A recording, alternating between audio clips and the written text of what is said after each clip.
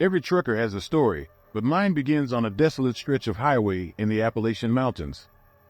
It was a routine haul, or so I thought, until my GPS led me astray.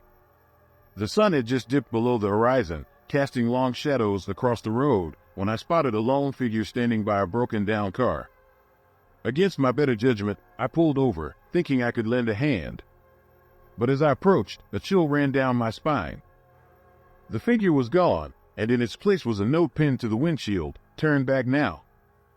My heart raced as I realized this was just the beginning.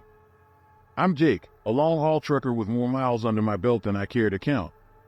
That night, I was headed through the Appalachians, a route I'd taken a dozen times before. The road was familiar, but something felt off. Maybe it was the thick fog rolling in or the eerie silence that hung in the air, broken only by the hum of my engine. The figure by the roadside caught me off guard. It's not unusual to see stranded motorists, but something about this one was different. The car was an old model, rusted and covered in dirt, like it had been there for years. Yet, the note was fresh, the ink smudged as if written in haste. I glanced around, half expecting someone to jump out from the shadows, but the road was empty. A shiver crept up my spine, and I couldn't shake the feeling that I was being watched. I climbed back into my cab, locking the doors behind me, and tried to brush off the encounter as a prank. But as I drove on, the unease lingered. The GPS was still down, leaving me to navigate by memory. The road twisted and turned, each bend revealing more darkness. I kept the radio on low, a comforting hum in the otherwise silent night.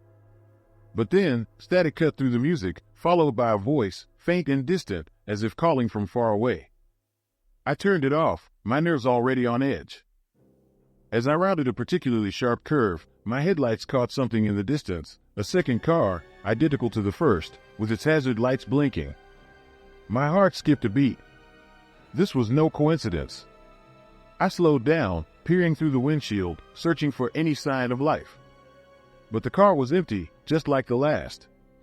I hesitated, my instincts screaming at me to keep driving. But curiosity got the better of me.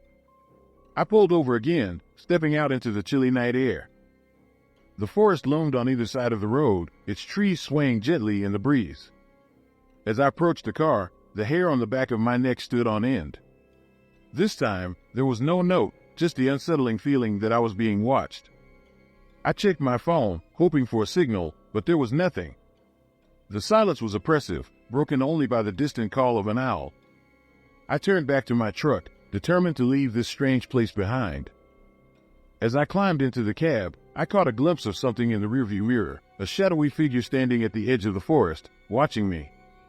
My heart pounded as I slammed the door shut and started the engine. The figure didn't move, just stood there, a dark silhouette against the trees. I floored the accelerator, eager to put as much distance between me and that eerie sight as possible. But as I rounded another bend, I saw it again, a third car, identical to the others, with its hazard lights flashing. Panic set in. This couldn't be happening. I drove past without stopping, my mind racing. Who was doing this, and why? The road seemed endless, stretching on through the night with no sign of civilization. I tried the radio again, hoping for some distraction, but all I got was more static and that strange, distant voice. Then, I noticed something chilling. The odometer hadn't changed for miles. It was as if I were driving in circles, trapped on this cursed road. Desperation clawed at me as I realized I had to find a way out before it was too late. In a last-ditch effort, I decided to turn around and retrace my route, hoping to find a way back to the main highway. As I made the U-turn, headlights appeared in the distance, heading straight for me. Relief flooded through me, another vehicle meant help. But as the car approached, my blood ran cold. It was my own truck, barreling down the road, with me behind the wheel.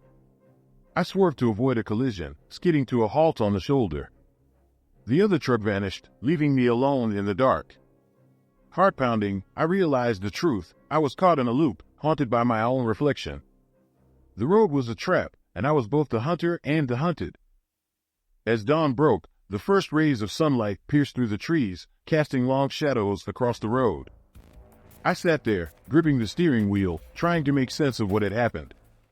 The road ahead looked normal, inviting even, but I couldn't shake the feeling that it was all an illusion. With no other choice, I started the engine and drove on, hoping to find my way home. But in the back of my mind, a nagging doubt lingered. Was I truly free, or was this just another turn in an endless loop?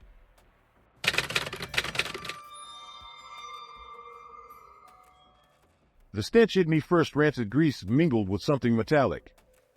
As my eyes adjusted to the dim light, I saw the special scrawled on the board, "Today's blue plate, trust the chef." The diner stood alone on that desolate stretch of highway, its neon sign sputtering like a dying heartbeat. My stomach growled, overruling the alarm bells in my head. I pushed open the door, wincing at the shrill chime. A lone figure hunched over the counter, slowly turning to face me. Well, he rasped, yellow teeth bared in what might have been a smile. "Looks like meat's back on the menu, boys." I've been hauling freight cross-country for nigh on 20 years, but I'd never set foot in a joint quite like this. Name's Mac, and I was pushing 42 hours straight, trying to meet a deadline that my dispatcher swore was unmissable. The GPS had gone haywire about an hour back, and I found myself on some godforsaken stretch of highway I'd never seen before. The diner's fluorescent lights buzzed overhead, casting a sickly glow on the chipped formica tables. A jukebox in the corner wheezed out a distorted version of an old country tune I couldn't quite place. The whole scene felt like it was plucked straight out of the 1970s, preserved in amber and left to rot. "Coffee, black," I grunted, sliding onto a stool at the counter. The man behind it, Elias, according to his name tag, nodded jerkily. His eyes were sunken, darting around like a cornered animal. As he poured my coffee, I noticed his hand shaking, spilling a few drops on the counter. "Busy night?" I asked, trying to break the eerie silence. Elias let out a dry chuckle that sounded more like a cough. "Oh, you'd be surprised," he said, his voice raspy and low. "Folks come and go. Some stay longer than others." I sipped my coffee, grimacing at the bitter, burnt taste. My eyes wandered around the diner, taking in details I'd missed at first glance. Strange stains marred the linoleum floor, dark splotches that didn't look like spilled food or drink.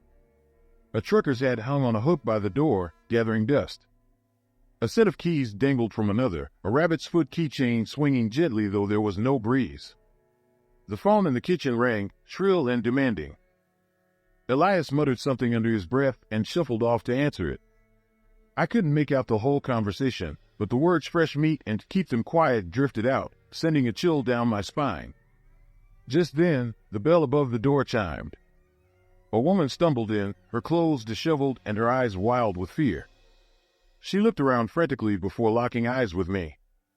"You need to leave," she whispered urgently, gripping my arm. "Now, before it's too late." Before I could respond, she was gone, the door swinging shut behind her. I turned back to see Elias emerging from the kitchen, a forced smile on his gaunt face. "Now then," he said, brandishing a greasy menu. "How about that special?" I stared at the menu, my appetite vanishing faster than a paycheck on bills day. The special was some kind of meat stew, but the description was vague, to say the least. My gut was screaming at me to hit the road, but when I glanced out the window, I saw my rig's headlights flickering weakly. Battery trouble, just what I needed. "I'll pass on the special," I said, pushing the menu away. "Just the coffee's fine." Elias's eye twitched. "You sure about that? Long haul ahead, you'll need your strength." His insistence made my skin prickle. I shook my head, scanning the diner again. More details jumped out at me, a collection of truckers' licenses pinned to a corkboard, some so faded you could barely make out the faces. A logbook lay open on a nearby table, the last entry dated 3 weeks ago. "Your phone working?" I asked, fishing for my cell. "No signal, of course."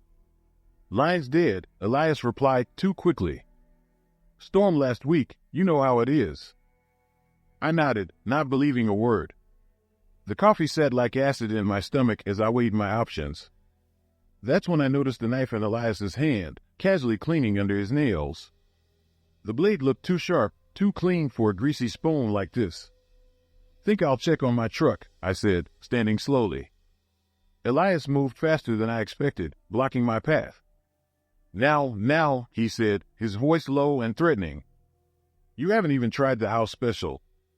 We insist. The wee sent a chill through me. I faded left, then ducked right, making a break for the kitchen. I heard Elias curse behind me as I burst through the swinging doors. What I saw stopped me cold. Industrial freezers lined the walls, padlocked shut. A corkboard was covered in papers, lists of names, dates, and prices. And there, in the corner, a heavy door with more locks than a bank vault. I heard Elias before I saw him, the whistle of something cutting through the air. I ducked, feeling the wind of a meat cleaver passing inches from my head. It buried itself in the wooden doorframe with a solid thump. You just had to be difficult, Elias snarled, advancing on me. Do you know how hard it is to find good merchandise these days? The truth hit me like a gut punch. This wasn't just a robbery gone wrong. This was a trafficking operation, targeting lone truckers who wouldn't be missed for days or weeks. I grabbed a heavy iron skillet, barely deflecting Elias's next swing. We grappled, crashing into shelves and counters. I was bigger, but Elias fought with the desperation of a cornered rat. As we struggled, I heard the basement door rattle, muffled cries coming from behind it. I managed to overpower Elias, knocking him out cold with the skillet. Using his keys, I freed the people trapped in the basement of the truckers, all shell-shocked but alive. As sirens wailed in the distance, I stood outside the diner, watching the flashing lights approach. Even now, months later, I can't shake the memory of that night.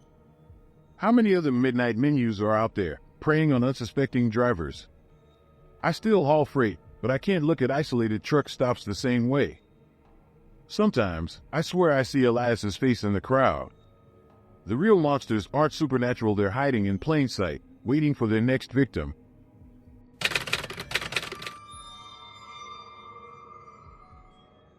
The CB radio crackled to life, breaking the monotony of my late-night haul. Breaker 19, any good buddy got eyes on a blue Peterbilt round mile marker 37? The voice was unfamiliar, tinged with urgency. I frowned, checking my mirrors. There wasn't another truck in sight, let alone a blue Pete. As I keyed the mic to respond, a flash of movement caught my eye. There, at the edge of my high beams, stood a figure. My blood ran cold. In 20 years of long hauling, I'd never seen anyone there. Not on this stretch. Not at this hour. And certainly not smiling like that. I've been hauling freight across the country for nigh on 20 years, and I've always had one golden rule: never pick up hitchhikers. But that rainy night on Archer Avenue in Chicago, something made me break my own code. Maybe it was the way she was huddled against the lamppost, her blonde hair plastered to her face, or the desperation in her eyes as she waved me down. Whatever it was, I found myself pulling over, the hiss of my air brakes cutting through the patter of rain. As I reached across to unlock the passenger door, a chill ran down my spine. Something about this didn't feel right, but by then, it was too late. She was already climbing in. Thanks, she mumbled, shaking water from her jacket. I didn't think anyone would stop. I nodded, trying to get a read on her. She was young, maybe mid-20s, with sharp features and eyes that darted around the cab. Where you headed? I asked, pulling back onto the road. Just away from here, she said, her voice barely audible over the engine's rumble. As far as you can take me. That should have been my first red flag. In my line of work, you learn to spot trouble, and vague answers usually spell just that. But something about her vulnerability made me push aside my doubts. I'm Hank, I offered, hoping to ease the tension. Heading to Indianapolis if that helps. She nodded, still not meeting my eyes. Megan, she replied after a beat. Indianapolis sounds good. As we rolled through the outskirts of Chicago, I tried to make small talk, but Megan's responses were clipped, evasive. She'd glance at the side mirrors every few minutes, as if expecting to see someone following us. You in some kind of trouble? I finally asked, unable to shake the growing unease in my gut. Megan's head snapped towards me, her eyes wide. No, nothing like that, she said quickly. Too quickly. Just bad breakup. Needed to get away. I nodded, not buying it for a second. In my 2 decades on the road, I'd seen all types, heard all kinds of stories. This one wasn't adding up. The cab fell silent again, save for the steady thrum of tires on asphalt and the occasional crackle of my CB radio. I caught Megan eyeing it more than once, her brow furrowed as if trying to decipher the trucker's lingo that filtered through. "You know much about trucking?"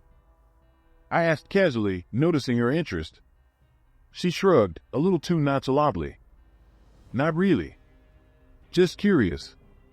But as we continued down I-65, her questions became more specific. Which routes I usually took, how often I made this run, what kind of cargo I typically hauled. Each query set another warning flare up in my mind. About an hour into our drive, I decided to test the waters. "Mind if I make a quick call?" I asked, reaching for my phone. "Just need to check in with dispatch." Megan's hand shot out, gripping my wrist with surprising strength. "Actually," she said, her voice suddenly hard, "I'd rather you didn't." That's when I knew for certain I was in deep trouble. My heart raced as I realized the gravity of my situation. Megan's grip on my wrist loosened, but her eyes remained fixed on me, cold and calculating. I forced a calm I didn't feel, keeping my eyes on the road. "Look," I said, trying to keep my voice steady, "whatever's going on, we can figure this out. No need for things to get messy." Megan's laugh was harsh, humorless. "Oh, Hank. Things are already messy. Just keep driving and do exactly as I say." As we continued down I-65, the familiar landscape became ominous. Every exit we passed felt like a missed opportunity for escape. Megan directed me to take an unfamiliar route, leading us away from the main highway and onto smaller, darker roads. "Where are we going?" I asked, unable to keep the edge out of my voice. "You'll see soon enough," she replied, her tone eerily calm. The CB radio crackled to life, a fellow trucker's voice filling the cab. "Breaker 19, this is Big Red. Any smokies between mile marker 50 and 70? I opened my mouth to respond, hoping to signal for help, but Megan's hand shot out, switching off the radio. "Don't even think about it," she warned. As we drove deeper into the night, Megan's phone buzzed. She answered, speaking in hushed tones. I strained to hear, catching snippets about the cargo and the drop point. It hit me then this wasn't just about me. They were after my trailer. I'd heard stories of sophisticated cargo theft rings, but I never thought I'd find myself caught in one. My mind raced, trying to figure a way out. I thought about my family, wondering if I'd see them again. The weight of my decision to pick up a hitchhiker pressed down on me like a physical force. After what felt like hours, Megan directed me to turn onto a narrow, unmarked road. The darkness seemed to close in around us as we bumped along the uneven surface. In the distance, I could make out the faint outline of what looked like an abandoned warehouse. "Pull in there," Megan instructed, pointing to a loading dock shrouded in shadows. As I maneuvered the truck into position, I saw movement in my mirrors. Several figures emerged from the darkness, approaching the truck. This was at the moment of truth. Just as I cut the engine, a blinding light flooded the area. The screech of tires filled the air as multiple vehicles surrounded us. "Police! Don't move," a voice boomed through a megaphone. Megan's face contorted in shock and rage. She lunged for the door, but I was quicker. I grabbed her arm, using my weight to pin her against the seat. "Sorry, Megan, if that's even your real name," I growled. "But you picked the wrong trucker to mess with." As officers swarmed the truck, the truth came out. I wasn't just any driver, I was part of a joint task force between trucking companies and law enforcement, set up to catch cargo thieves. Megan and her crew had walked right into our trap, thinking they were the hunters when they were actually the prey. As the dust settled and Megan was led away in handcuffs, I couldn't shake a nagging feeling. Sure, we'd caught this crew, but how many others were out there? The open road suddenly felt a lot less open. Every friendly wave from another trucker, every stranded motorist, were they genuine or just another potential threat? I climbed back into my rig, the familiar cab now feeling like a fortress and a target all at once. As I pulled back onto the highway, I couldn't help but wonder, in this game of cat and mouse, who was really the predator and who was the prey?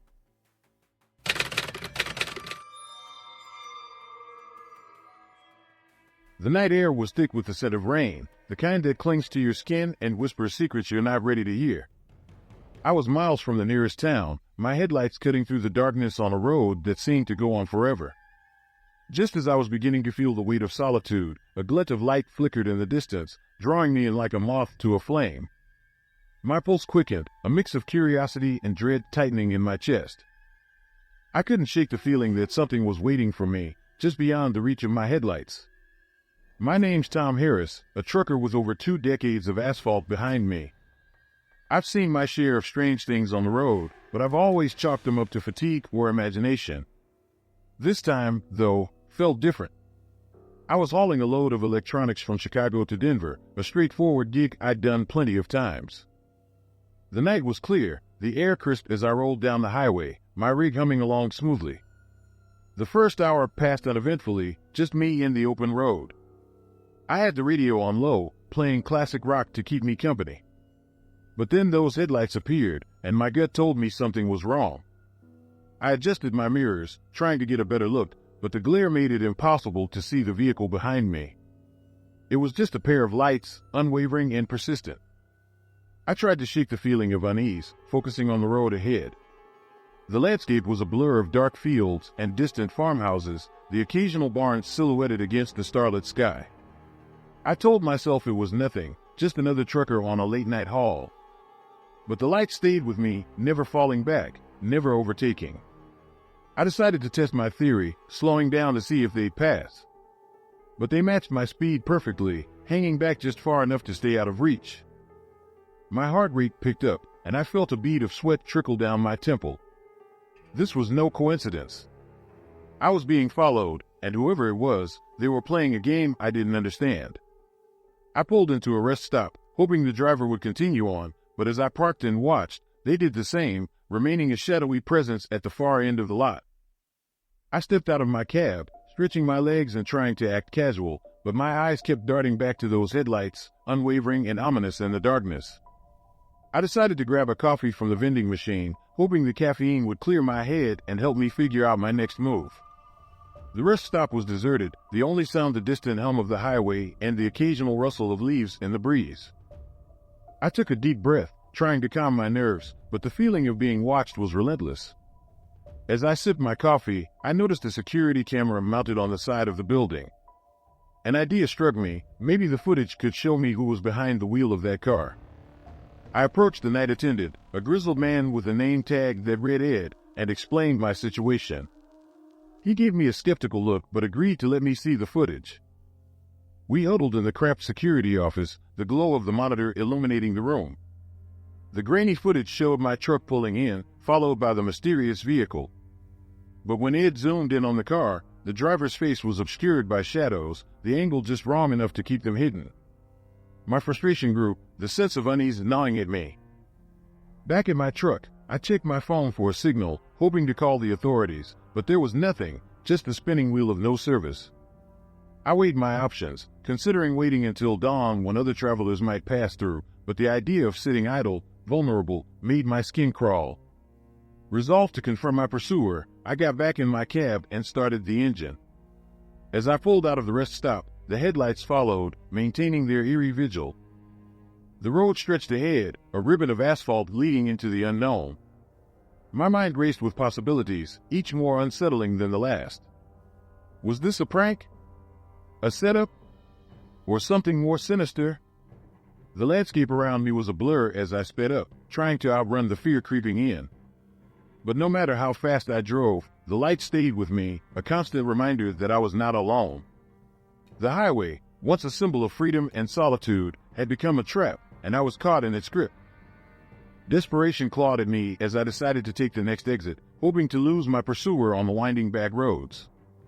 I veered off the highway, the tires screeching in protest as I navigated the unfamiliar terrain. The headlights followed, unwavering and relentless. My heart pounded in my chest, adrenaline coursing through my veins. Suddenly, I spotted a narrow dirt road branching off into the woods. Without thinking, I turned sharply, the truck bouncing over the uneven ground. The headlights vanished behind me, swallowed by the trees. Relief flooded through me, but it was short-lived. As I rounded a bend, I slammed on the brakes, my heart dropping. There, parked in the middle of the road, was my own truck, identical in every way. The realization hit me like a punch to the gut. I had been chasing myself, caught in a loop of my own making, a prisoner of the road and my own fears. As dawn broke, I sat in my truck, staring at the identical rig blocking my path. The morning light revealed an empty cab, no driver, just an echo of my own fears. I knew I had to move forward, but the road ahead felt like a mystery I might never unravel. I started the engine, glancing in the mirror one last time. The highway stretched out, a path both familiar and foreign, whispering promises of freedom and the unknown. As I drove away, the question lingered, was it all in my mind, or was the road itself playing tricks, testing my resolve?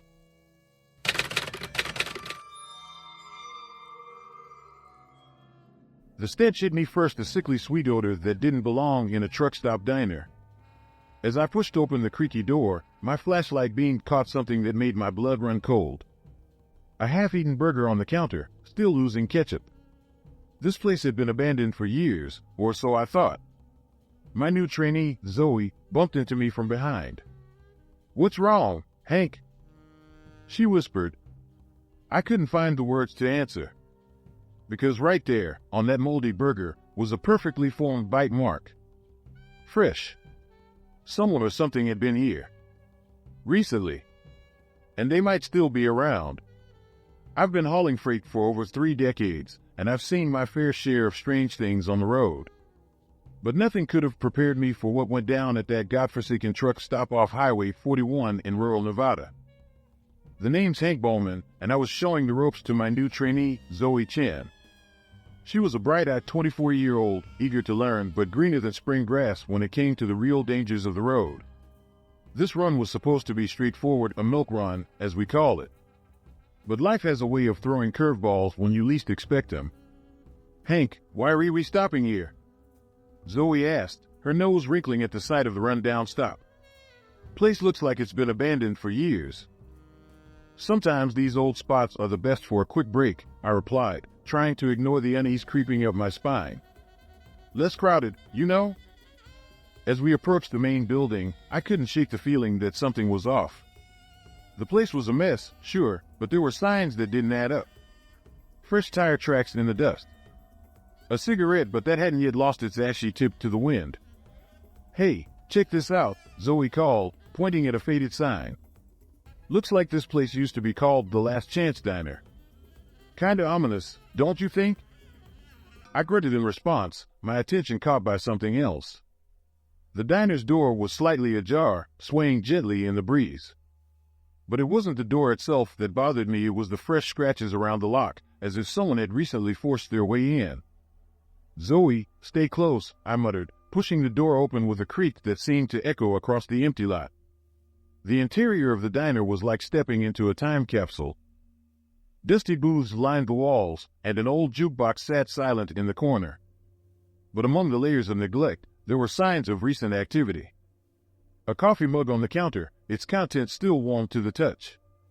A chair pulled out at an odd angle, as if someone had left in a hurry. "Hank, look at this," Zoe whispered, her voice tight with excitement or fear, I couldn't tell which. She was crouched behind the counter, pointing at something on the floor. As I rounded the corner, I saw what had caught her attention, a trap door, its edges barely visible against the worn linoleum. That's when we heard it, the unmistakable sound of a car engine, growing louder as it approached the truck stop. I grabbed Zoe's arm, pulling her away from the trap door. "We need to hide," I hissed. "Now." We ducked behind the counter just as headlights swept across the diner's grimy windows. My heart was pounding so hard I was sure Zoe could hear it. The car engine cut off, followed by the slam of car doors. "You sure about this place, Ray?" A gruff voice carried through the thin walls. "Positive, Mac. It's perfect." "Nobody's been here in years," another voice replied, smoother but with an edge that made my skin crawl. I risked a peek over the counter. 2 men were making their way to the garage, both carrying duffel bags. The taller one, who I assumed was Ray, moved with a predator's grace. His partner, Mac, was built like a bulldog and had a nasty scar running down his left cheek. "We gotta get out of here," I whispered to Zoe. Her face was pale, but she nodded, determination in her eyes. We crept towards the back door, every creak of the floorboard sounding like a gunshot in the silence. Just as we reached it, voices drifted in from the garage. "The shipment's coming tonight." "Big rig, just like the others," Ray was saying. Mac laughed, a sound like gravel in a blender. "And those dumb truckers never suspect a thing." My blood ran cold. They were talking about drug trafficking, using unsuspecting truckers as mules. I'd heard about operations like this on the news, but never thought I'd stumble into one. We made it outside, the cool desert air a relief after the stuffy diner. "We need to call the cops," Zoe whispered urgently. I nodded, reaching for my phone. No signal. "Of course." "Let's get to the truck," I said. "We'll drive until we get reception." But as we approached our rig, I noticed something was off. The driver's side door was slightly ajar. My stomach dropped as I climbed up and turned the key. Nothing. Not even a sputter. "They must have sabotaged it," Zoe said, fear creeping into her voice. I cursed under my breath. We were trapped, our only escape route cut off. The realization hit me like a punch to the gut. We weren't just witnesses anymore. We were prey. "Okay, new plan," I said, trying to keep my voice steady. There was radio equipment in the garage. If we can get to it, we might be able to call for help. Zoe's eyes widened. "But that's where they are." I nodded grimly. "Sometimes, kid, you gotta walk into the lion's den to escape the jungle." We were so close. Zoe had created a distraction, luring Ray and Mac away while I snuck into the garage. My fingers flew over the radio dials, desperately trying to make contact. That's when I heard the click of a gun being cocked. Well, what do we have here?" Mac's gravelly voice sent chills down my spine. I turned slowly, hands raised. "Look, I'm just a trucker. I don't want any trouble." Mac sneered, but before he could respond, sirens wailed in the distance. Relief flooded through me, but it was short-lived. Ray burst in, wild-eyed and desperate. "You called the cops?" He snarled at Mac. Before anyone could react, Ray raised his gun not at me, but at his own partner. The shot echoed through the garage, and Mac crumpled to the ground. In that moment of chaos, I realized the horrible truth. Ray wasn't trying to escape. He was setting up a scene, planning to pin everything on his dead partner and the two truckers who stumbled into his operation. We made it out alive, but the experience left its mark. Zoe decided trucking wasn't for her after all. Can't say I blame her. Me? I'm still on the road, but I don't stop at abandoned places anymore. Sometimes, when I'm driving late at night, I swear I see Rattlesnake Ray's face in my rearview mirror. Is he out there, looking for loose ends to tie up? Or is it just my imagination, playing tricks in the endless desert night? One thing's for sure, the open road isn't as free as it used to be. Danger lurks in the shadows, and trust is a luxury I can no longer afford.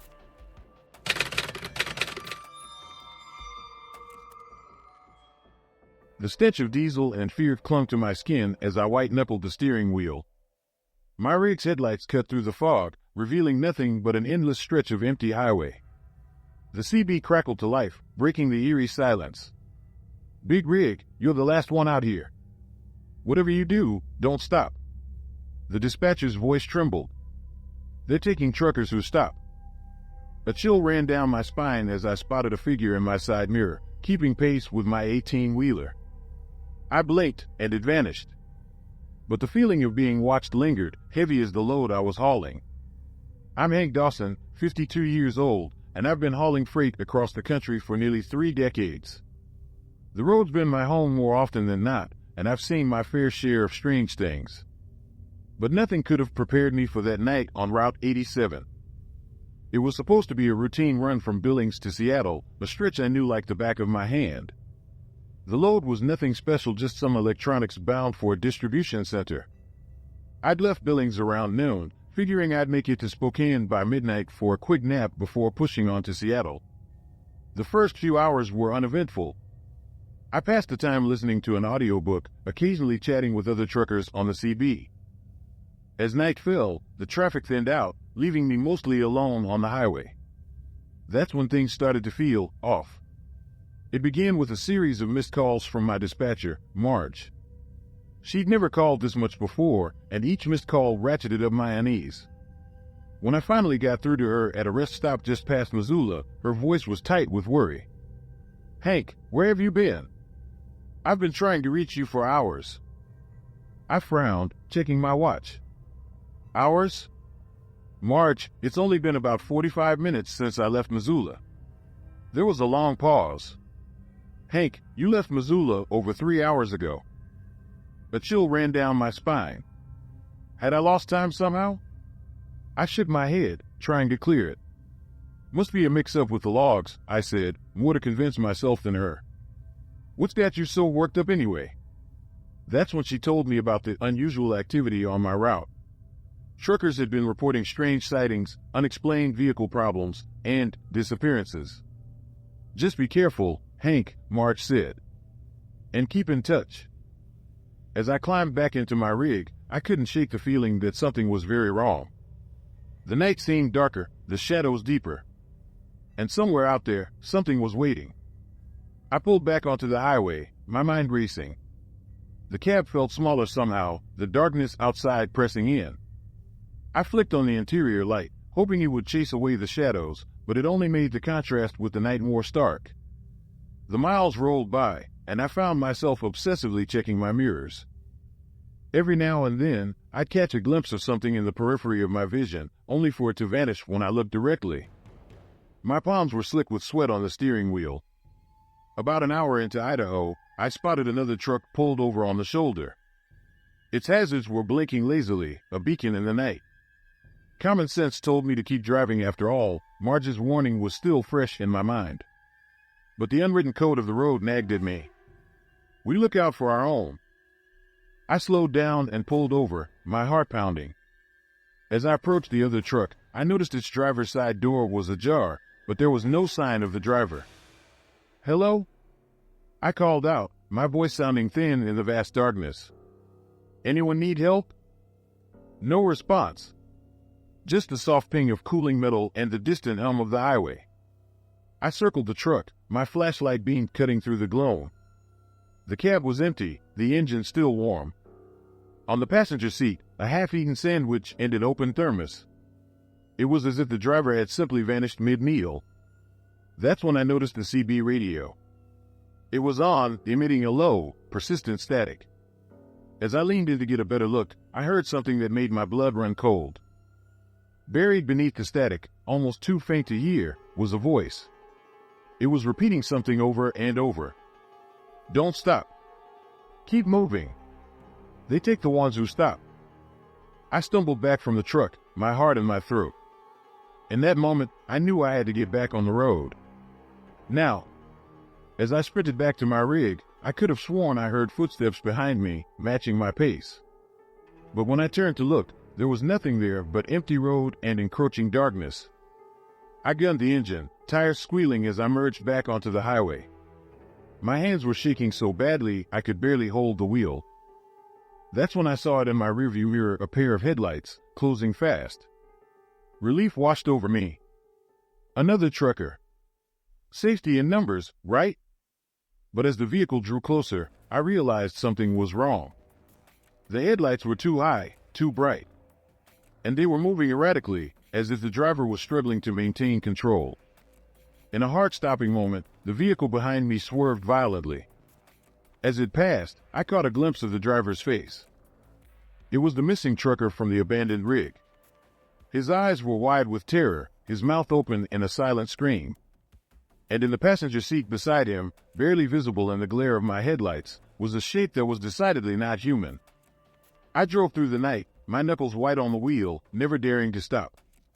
When dawn finally broke, I found myself at the outskirts of Seattle, with no memory of the last 100 miles. I completed my delivery in a daze, then immediately headed home. I haven't driven a truck since that night.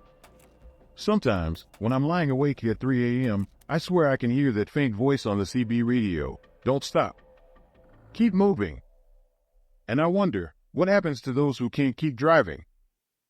Like the story? Hit like and subscribe.